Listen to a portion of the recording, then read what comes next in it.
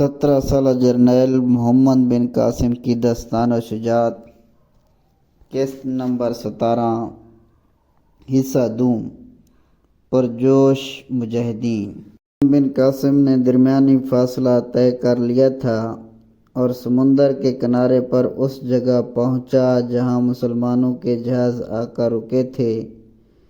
سرندیپ سے آنے والے مسلمانوں کے جہاز ابھی تک سمندر میں پڑے ہوئے تھے اور دیبل کے کچھ سپاہی ان کی حفاظت کر رہے تھے، مگر مسلمانوں کو دیکھتے ہی وہ چھپ چھپا کر بھاگے اور سیدھے دیبل جا پہنچے۔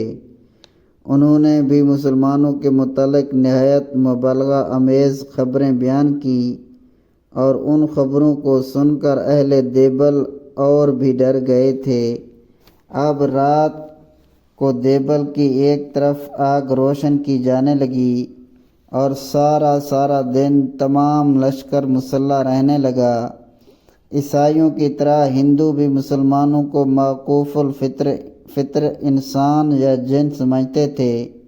ان کو خوف تھا کہ کہیں کسی روز رات کو مسلمان کسی طرف سے فصیل پر نہ چڑھ آئیں، لیکن محمد بن قاسم سمندر کے ساحل پر ٹھہرا ہوا تھا اور ان جہازوں کے آنے کا انتظار کر رہا تھا جن میں منجنیقیں بار ہو کر آ رہی تھیں اور جن کے متعلق حجاج نے لکھ دیا تھا کہ جب تک جہاز نہ پہنچیں حملہ نہ کیا جائے۔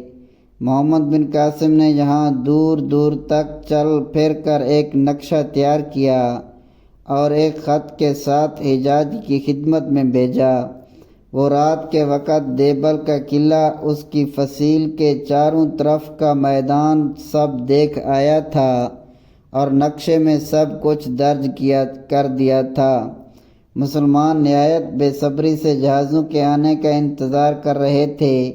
دراصل وہ جوش و غضب سے بھرے ہوئے تھے اور وہ چاہتے تھے کہ جلد از جلد جنگ شروع کر کے اپنے بھائیوں کو چھڑائیں۔ آخر انتظار کی مدت ختم ہو گئی اور 5 محرم الحرام 93 ہجری جمعۃ المبارک کے روز جہاز ساحل سمندر پر آ لگے۔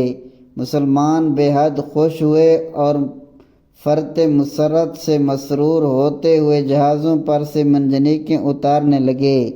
ان جہازوں میں مجاہدین بھی آئے تھے، مگر وہ زیادہ سے زیادہ صرف 200 تھے، جو کہ شاید جہازوں کی حفاظت کے لیے آئے تھے، اور ان میں کئی تجربہ کار افسر بھی تھے۔ یہ سب لوگ محمد بن قاسم کے پاس آئے، اسے سلام کیا اور نہایت خوش اخلاقی سے پیش آئے۔